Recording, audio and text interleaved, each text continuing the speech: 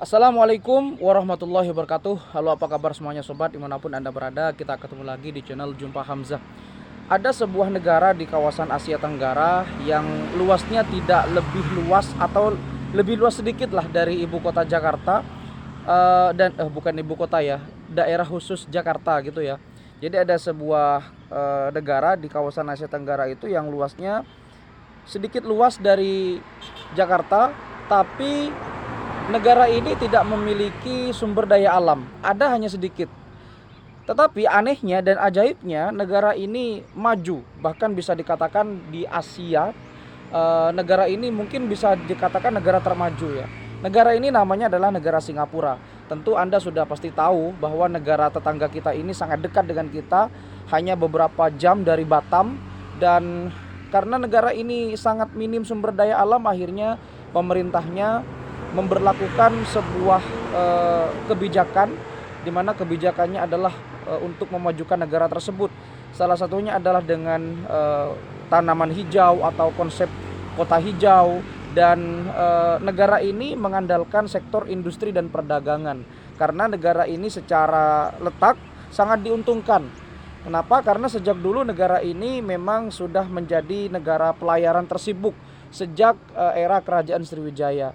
Tetapi ada beberapa ancaman yang mengancam negara Singapura ini. Tentunya yang pertama adalah sumber daya alamnya. Jadi bisa saja para investor dan para perdagangan atau jalur perdagangan di Singapura itu akan dikalahkan oleh negara yang lain. Salah satu ancamannya adalah datang dari negara Thailand.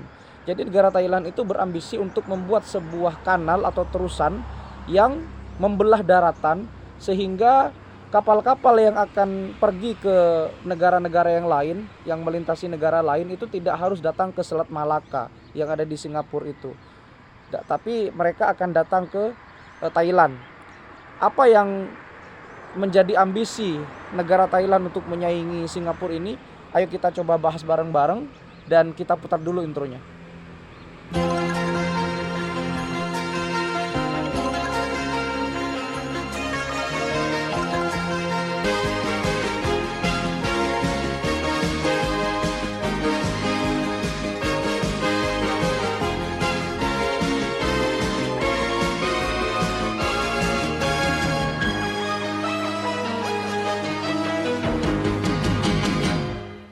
Siapa yang tidak kenal dengan negara singa atau yang disebut dengan negara Singapura ini?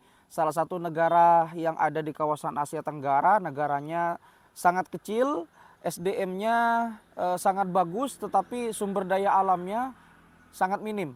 Itulah negara Singapura. Tetapi walaupun begitu, negara Singapura adalah negara yang bisa dikatakan negara maju, ya, bahkan di kawasan Asia, bahkan di dunia sekalipun. Karena negara ini mengandalkan sektor perdagangan dan sektor industri untuk memajukan negaranya. Perdana Menteri yang terkenal dari Singapura adalah Lee Kuan Yew. Beliau adalah salah satu Perdana Menteri yang paling disegani di kawasan Asia, karena bisa mengubah citra negara Singapura, yang dulu negara Singapura itu ada dalam koloni Inggris, kemudian dijajah oleh Malaysia, kemudian akhirnya pisah dari Malaysia. Dan awalnya Singapura ini hanya kawasan kumuh yang didiami oleh beberapa etnis Melayu, kemudian Tionghoa, dan juga ada sebagian orang India. Akhirnya Lee Kuan Yew bisa mengubah citra Singapura dan membangun gedung-gedung pencakar langitnya, hingga akhirnya bisa menjelma menjadi negara maju dan negara yang bisa cukup disegani di kawasan Asia bahkan dunia sekalipun. Ya, di tahun 1960-an beliau sudah bisa mengubah citra Singapura hingga menjadi negara maju seperti sekarang. Ya, negara Singapura itu kalau kita melihat ya, luasnya hanya sekitar 721,5 km, lebih luas sedikit dari Jakarta.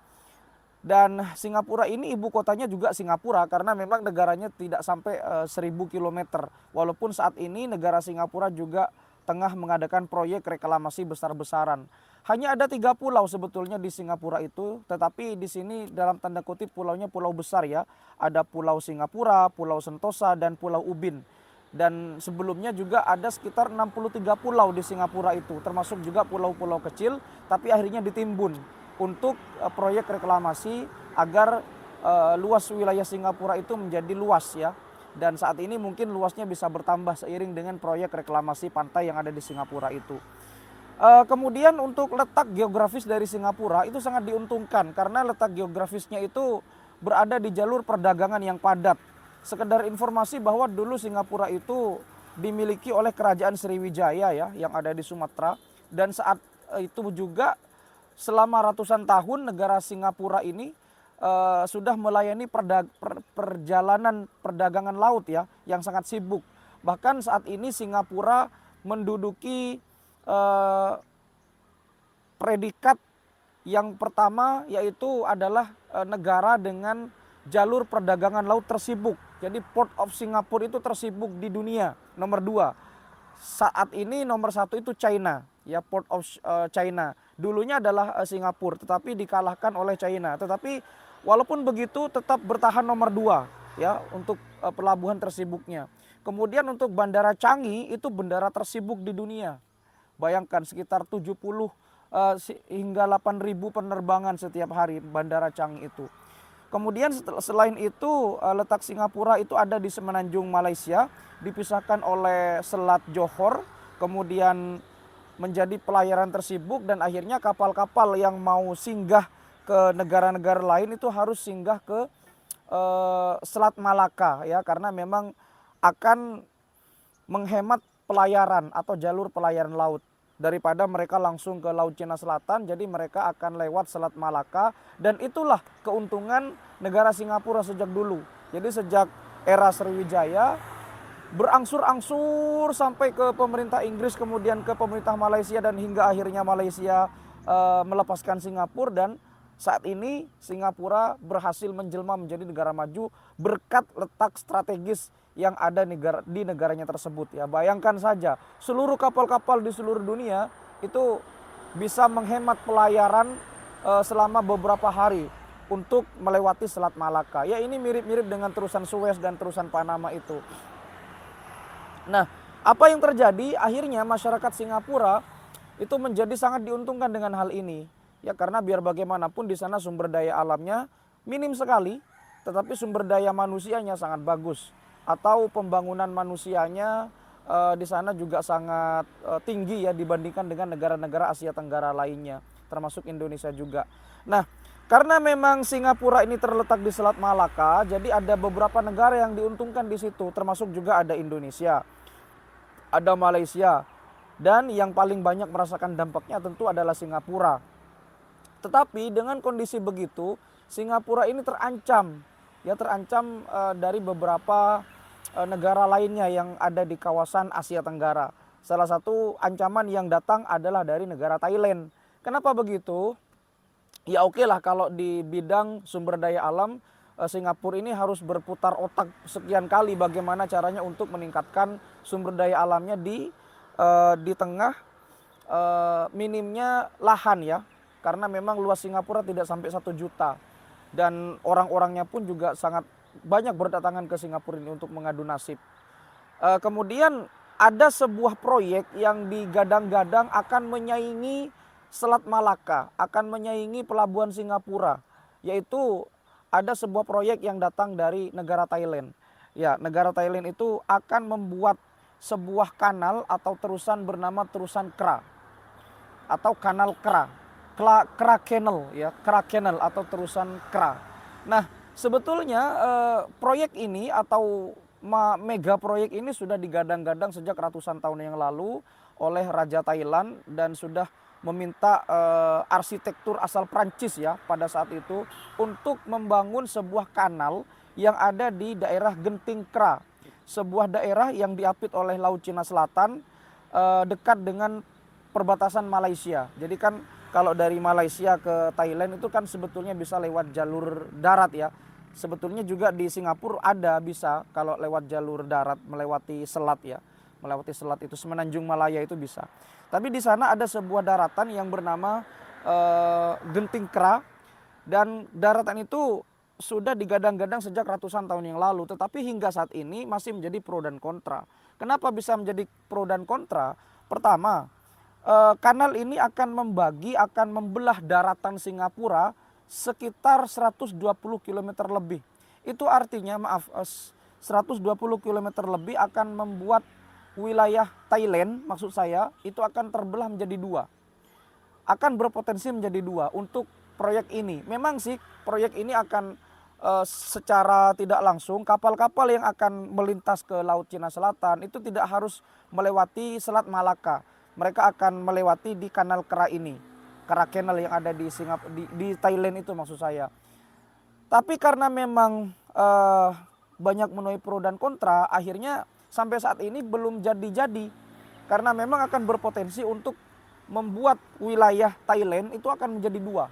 Ya bayangkan saja 120 km daratan akan pecah itu ketika terusan Kera atau Kera Canal ini dibangun. Ini mirip-mirip dengan proyek terusan Panama itu. Dan ketika terusan Kera ini dibangun, barangkali Singapura akan terancam ini karena kapal-kapal tidak akan lagi ke sana. Jadi akan lebih dipangkas lagi jalur pelayaran dunia itu. Dan jalur perdagangan akan lebih dipangkas lagi jika suatu saat terusan Kera atau Kera Canal ini akan dibangun di Thailand. Nah, apakah saat ini sudah mulai diperhatikan lagi? Jawabannya iya. Ya di tahun 2020 hingga tahun 2022 kemarin ada beberapa arsitek yang tentunya merancang kembali atau meredesain bagaimana sebetulnya yang cocok pembangunan Kera Canal ini. Karena ya sebetulnya walaupun ini tidak mendesak, tetapi secara jalur lintas perdagangan laut akan sangat menghemat. Yang mereka tidak harus datang ke Singapura untuk melintasi Selat Malaka, tapi mereka dalam tanda kutip orang-orang yang berlayar itu hanya akan melewati Thailand ini, melewati terusan Kera ini. Ya memang konsekuensinya daratan Thailand ya yang ada di Genting Kera itu akan terpecah menjadi dua bagian jika dipaksa untuk membangun Kera Canal. Ya 120 km lebih. Bayangkan saja itu sangat jauh itu. 120 km itu sangat jauh ya. Mungkin Anda bisa ukur sendiri. Kalau pemerintah Thailand tetap maksa, tapi keuntungannya ya akan sangat berdampak itu jangka panjangnya itu. Kapal-kapal tidak akan lagi datang ke Singapura. Bayangkan saja Singapura itu tersibuk saat ini. Walaupun saat ini dikalahkan oleh Cina, tapi tersibuknya tetap padat di sana itu. Bayangkan saja kalau nanti Thailand bisa membuat Kera Canal ini. Ya tapi apapun itu ya mungkin ini menjadi sebuah sebuah pelecut semangat ya untuk pemerintah kita di Indonesia itu bagaimana seharusnya Indonesia yang sangat dekat dengan Malaka ini menjadikan Batam atau menjadikan tempat lain agar bisa menjadi sektor perindustrian yang bisa menyaingi Singapura atau bahkan equal lah sama dengan Singapura. Ya mudah-mudahan bisa saja ini terrealisasi suatu saat. Jadi apakah Thailand bisa merealisasikannya? Ya tergantung pemerintahnya.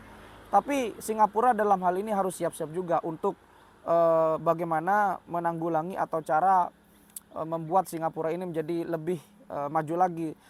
Bukan hanya sektor perdagangan yang mengandalkan jalur laut, tapi sektor-sektor yang lain seperti pariwisata dan mungkin sumber daya alam yang akan mulai digagas oleh pemerintah Singapura ya. Siapa tahu, ya setidaknya kita bertetangga lewat Asia Tenggara ini dan ASEAN kita bisa bersatu ya. Terima kasih sudah menyimak, mudah-mudahan bisa memberikan manfaat dan pelecut semangat untuk selalu membangun negeri kita tercinta ini dengan penuh semangat dan penuh rasa kesatuan dan saling memiliki. Sampai jumpa di video berikutnya. Kalau ada kata-kata salah dan ada referensi yang kurang tepat, koreksi kolom komentar. Wassalamualaikum warahmatullahi wabarakatuh.